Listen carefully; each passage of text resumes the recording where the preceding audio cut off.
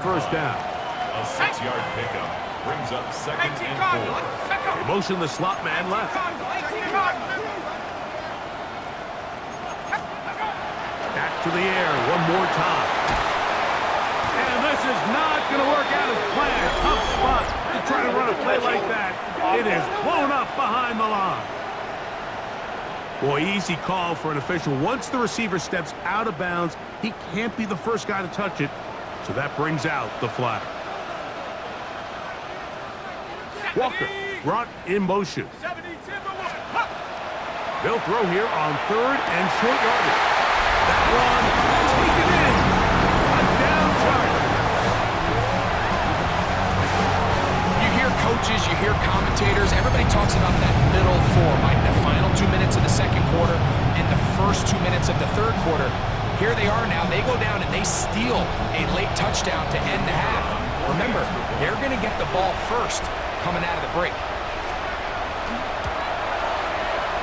The PAT, up and good. And the Chargers are on the board. It's now 13-7.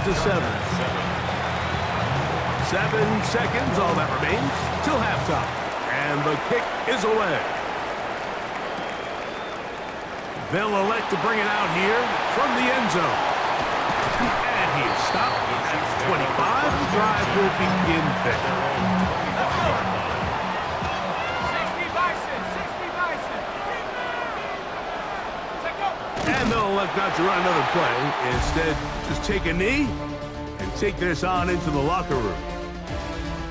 Okay, Mike, thanks very much. Welcome in, everyone, to the Orlando studios. Scott Hansen with you for a quick halftime report. We'll let both sides catch their breath and get their orange wedges as we're going to get ready for the third quarter action. So let's go back out to the stadium as we rejoin our broadcast team, Mike Tirico and Greg Olson.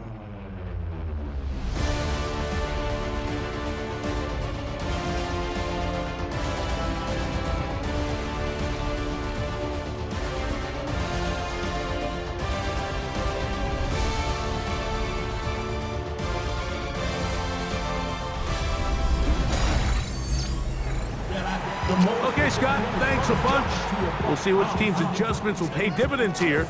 Likely going to play a big role in who wins this one. Both teams ready to get back at it as we get back underway here on EA Sports. This one taken at the 7. He'll get this up to the 28-yard line. Nice place for the drive to start. The Chargers offense going to have a first crack at it as we begin this third quarter. Right away, they'll set up to throw. Reaching for it, the tight end couldn't bring it in. It's incomplete. It's rare to see an offense that finds themselves trailing and say, well, their quarterback's been actually one of their biggest bright spots. Usually that doesn't go hand in hand, so it's a little surprising to see him miss a throw like that on a day where he's completed passes at a highly efficient rate. And he'll just bite the bullet and throw this one away. That was a good idea. Didn't force anything there. But now it's going to bring up third down. Brings up 3rd down and 10.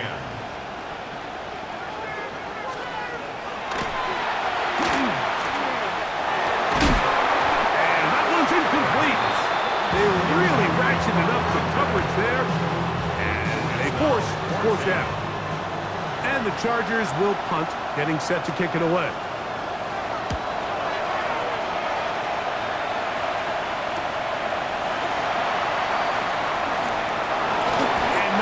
Doing there, they made sure he would not get free. 32-yard line. The Chiefs offense and their running back getting ready to go back to work. Now, Greg, as we get the season going, obviously the adjustment to last year's new kickoff rules in place. We talked to a lot of coaches during the year. Folks didn't seem too bothered about letting the other team have the ball at the 30-yard line after a touchback. At the 35-yard line, I don't know, does that feel any different to you?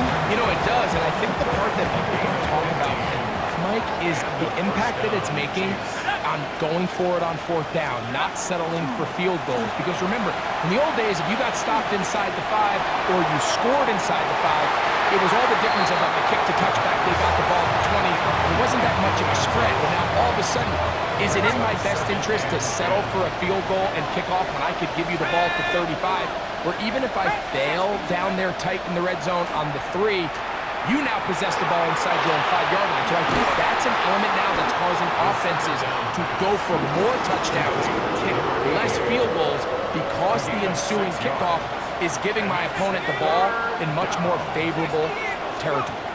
You know, the other rule that is adjusted are overtimes in the red. Nowhere to go! He's going to be taken down. And the Chiefs will punt the ball away.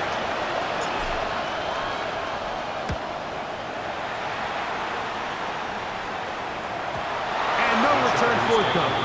It's a touchback, and we'll come out to the 20-yard line. The Chargers offense ready to get back at it. You know, Greg, early on, it's always new faces in different places. Off-season movement, what caught your eye? I think there's so many good ones. Right? You talk about Stephon Diggs. He ends up in New England, and Cooper Kupp now. He's moving on to Seattle from the Rams. But I think it's the guy the Rams signed to replace him, Davante Adams. I know he's not the youngest anymore, but watching him play in New York with Aaron Rodgers last year with the Jets, he can still run, he can still make every catch, he can still go up and compete at the high point. I think you put Davante Adams with Matthew Stafford, Puka Nacua, in that offense run by Sean McVay. I think that's a sneaky, maybe not a sneaky because he's a really household name, but I think that's a great signing by the Rams. And always interesting from the offseason, the quarterback movement and unique ties. Some of the biggest names were or now are Seattle Seahawks. Yeah, and now the guy that is going to line up behind center for Seattle, Mike, is Sam Darnold. And, of course, we all saw that incredible season he had last year in Minnesota with Kevin O'Connell and Justin Jefferson and that really dynamic Vikings offense. So now he goes to Seattle. I think he's going to have an inspired Cooper Kupp. He was let go from the Rams. If he's healthy, he's a big weapon. Jackson Smith-Njigba. He has some pieces in that puzzle that he can push the ball downfield to. So I'm excited to see Sam. That's what everyone thought he was going to be coming out of college when he was a high draft pick of the New York Jets. It's a 3 tight end look as they have it 1st and 10.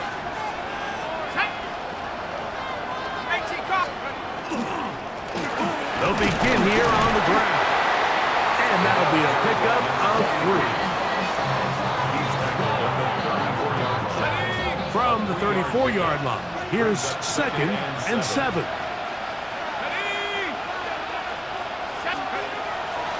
Off play action. He'll set up to throw.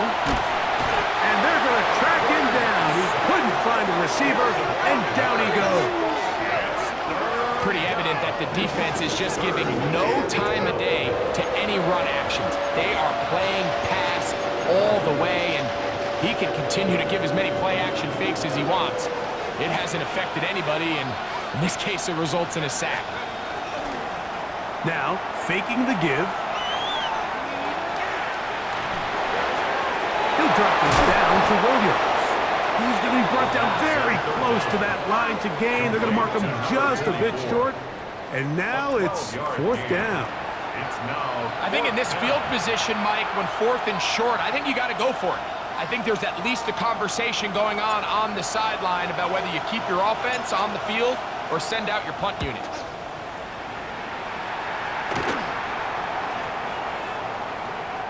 The Chargers take over 1st and The Chargers offense ready to take over once more. The deficit, 6 points. A touchdown here would be mighty nice for the offense. See what they can do on this drive. 1st and 10.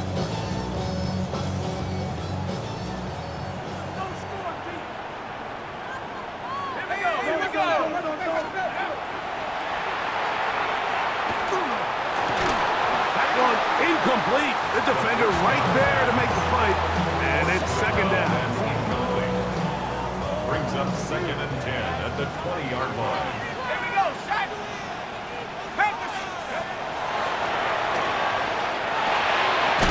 Catch made there, left side by Walker.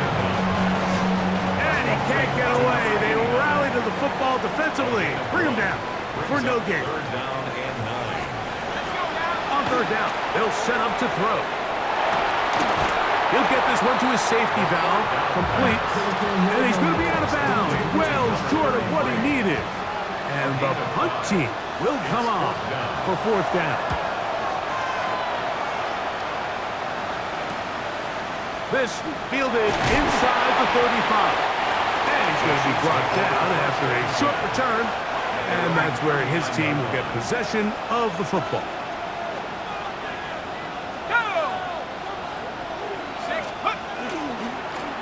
The drive will start on the ground. Not much there, maybe a yard. From the 41, here's 2nd and 8. It's 2nd and 8. Now they'll set up to throw. And that'll be incomplete on what turns out to be the final play of this third quarter.